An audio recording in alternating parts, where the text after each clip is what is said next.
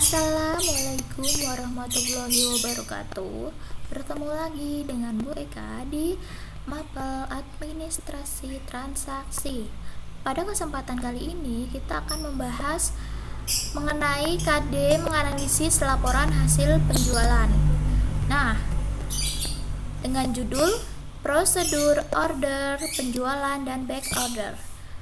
Secara garis besar, proses penanganan penjualan ini ada 3 bagian, yaitu yang pertama bagian penjualan, yang kedua bagian kredit, yang ketiga bagian akuntansi. Slide selanjutnya kita akan membahas secara rinci bagian-bagian yang ada di 3 kolom ini. Yang pertama, bagian penjualan. Pada bagian order penjualan itu pertama-tama kita akan menerima order dari pelanggan, bisa berupa email, bisa berupa lewat WhatsApp atau fax juga bisa. Nah, permintaannya bisa lisan, melalui telepon atau melalui email. Nah, yang kedua, kita harus memverifikasi order langganan tersebut, apakah order itu fiktif atau order yang asli gitu, dengan mengecek nama produk, nomor pesanan, harga, dan lain-lain. Yang ketiga, mencatat order tersebut dalam sistem komputer. Biasanya masing-masing perusahaan atau retail itu mempunyai sistem komputer yang berbeda-beda, mempunyai aplikasi yang berbeda pula. Yang keempat, membawa dokumen order tersebut ke bagian kredit. Apakah order tersebut berupa orderan kredit atau order tunai gitu. Jadi harus kita serahkan ke, kalau misalkan kredit kita harus serahkan ke penjualan kredit tuh. Lalu dari sini dia akan menghubungi bagian stok dan delivery, dia akan menghubungi bagian persediaan dan mengadakan kontak dengan pelanggan. Lanjut dari admin penerimaan order tadi masuk ke bagian kredit jika orderan penjualan tadi berupa kredit. Nah, si admin kredit ini dia akan menerima dokumen dari si admin penerimaan order tadi, lalu memeriksa status langganan, apakah langganan lama atau baru. Biasanya kalau langganan lama ada diskonnya gitu. Lalu jika disetujui, dia si admin kredit ini akan membuat dokumen order penjualan, ditandatangani, lalu diteruskan ke bagian stok dan delivery atau di bagian persediaan. Nah, biasanya dalam mencetak faktur penjualan ini ada 4 lembar. Untuk faktur lembar pertama yang asli itu dipegang oleh admin kredit ini, sedangkan kopiannya itu nanti akan diserahkan untuk pelanggan dan untuk bagian pengiriman gitu. Next, masih di bagian penjualan, yaitu bagian stok dan delivery. Tadi admin kredit akan menyerahkan faktur tersebut ke stok delivery. Nah, jika misalkan masih ada, itu nanti langsung dibuatkan surat jalannya, surat jalan atau delivery order ke surat perintah atau pengiriman pengeluaran barang gitu, ke gudang biasanya. Kalau misalkan stok barang itu sudah habis, mereka akan membuat pembelian ke supplier. Seperti itu. Selanjutnya, di bagian penjualan. Nah, tadi jika barang tersebut masih ada, kita akan maju ke bagian gudang. Bagian gudang ini tugasnya untuk mengeluarkan barang-barang yang akan dibeli oleh pelanggan. Yang pertama pasti menerima faktur penjualan dari si admin stok dan delivery tadi. Terus menyediakan barang, dikeluarkan. Mungkin berdasarkan harus sama ya, harus sesuai dengan kodenya, jenisnya, tipenya. Barangnya pun tidak boleh tertukar gitu. Lalu mengembalikan perintah tersebut ke sopir. Jadi saling lempar-melempar ya suratnya itu.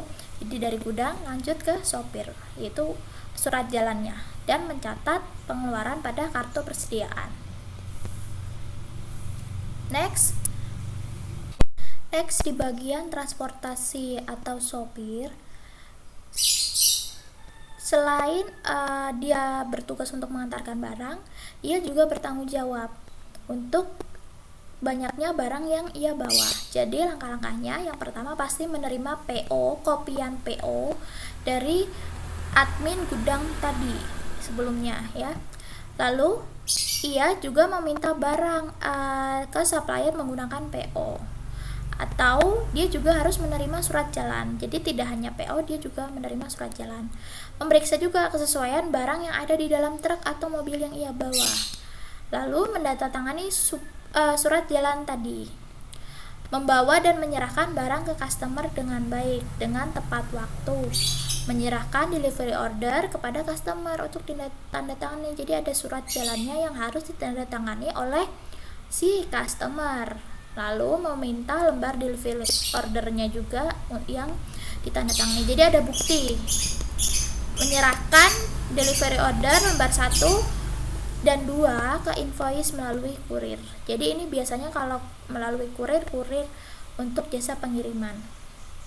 Dan menyerahkan kopian surat jalan. Jadi selain dia menerima surat PO, dia juga menerima kopian surat jalan. Jadi dokumen-dokumen yang dibutuhkan ini tidak hanya selembar, tapi bisa 3 sampai 4 lembar. Next, ada bagian akuntansi. Kalau tadi kan dari gudang ke konsumen. Kalau ini bagian akuntansi ini bersifat administrasi keuangan, yaitu menjalankan fungsi akuntansi untuk mencatat transaksi keuangan dan membuat laporan keuangan. Yang pertama, ada bagian si invoice atau faktur. Faktur itu adalah tanda bukti untuk penjualan kredit. Jikalau misalkan ia tunai, berarti dia pakai nota, bukan faktur. Yang pertama, bagian ini pasti menerbitkan faktur berdasarkan PO atau proses order yang masuk, lalu menerbitkan faktur pajak, listing penjualan harian, dan mendistribusikan dokumen. Jadi selain dimasukkan ke program atau aplikasi, dia juga harus mencetak invoice tersebut menjadi 4 lembar. Tadi seperti saya sebutkan di awal, itu invoice-nya ada 4 lembar. Nah, ke lembar 4 ini untuk arsip si bagian administrasi keuangan. Lalu bagian piutang. Karena faktur ini dia penjualan secara kredit, pasti dia punya piutang. Piutang ini bagian ini menerima faktur lembar kedua dan ketiga. Jadi PO tadi yang sudah dicetak atau faktur yang dicetak, lembar kedua dan ketiganya masuk ke bagian piutang. Dia bertugas menerima dan menyimpan lembar faktur tadi untuk pada saatnya ditagih, surat itu akan dikeluarkan lagi. Jika sudah jatuh tempo, maka ia membuat surat penagihan kepada customer. Terus next, bagian buku besar. Jadi bagian administrasi keuangan ini nggak cuma mencetak faktur, tapi juga membuat buku besar yang dimana akan lanjut ke membuat laporan keuangan. Akuntansinya pasti dia membuat jurnal, terus membuat buku besar, membuat kertas kerja, worksheet, atau lanjut membuat laporan keuangan. Ada laporan laba rugi, laporan perubahan modal, dan laporan neraca. Nah, selain itu ada juga kita akan mengenal apa itu back order.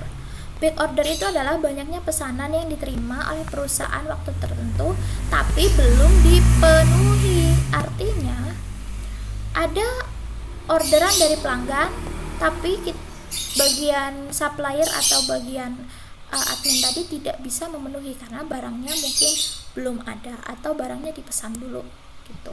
Itu namanya back order. Nah, back order ini kenapa harus ditangani? Karena kan konsumen tidak mau kecewa. Saya juga pernah membeli atau memesan sifatnya pre-order. Nah, pre-order ini kan pasti harus menunggu lebih lama. Nah, ini artinya hampir sama dengan back order. Jadi menunda pengiriman barang. Mungkin saja stoknya habis atau harus dibuat dahulu baru dikirim. Jadi barangnya tidak ready. Terus di sini membuatnya ini sama seperti faktur ya formatnya, jadi PT back order. Sehubungan dengan pemesanan barang PO purchase order nomor berapa barang tersebut, misalkan dalam status back order atau ditunggu dulu, tanggal pengirimannya gitu. Jadi di sini harus dijelaskan nama produknya, tipe produk, harga produk dan lain-lainnya. Oke, sampai sini sudah selesai. Kurang lebihnya mohon maaf. Wassalamualaikum warahmatullahi wabarakatuh.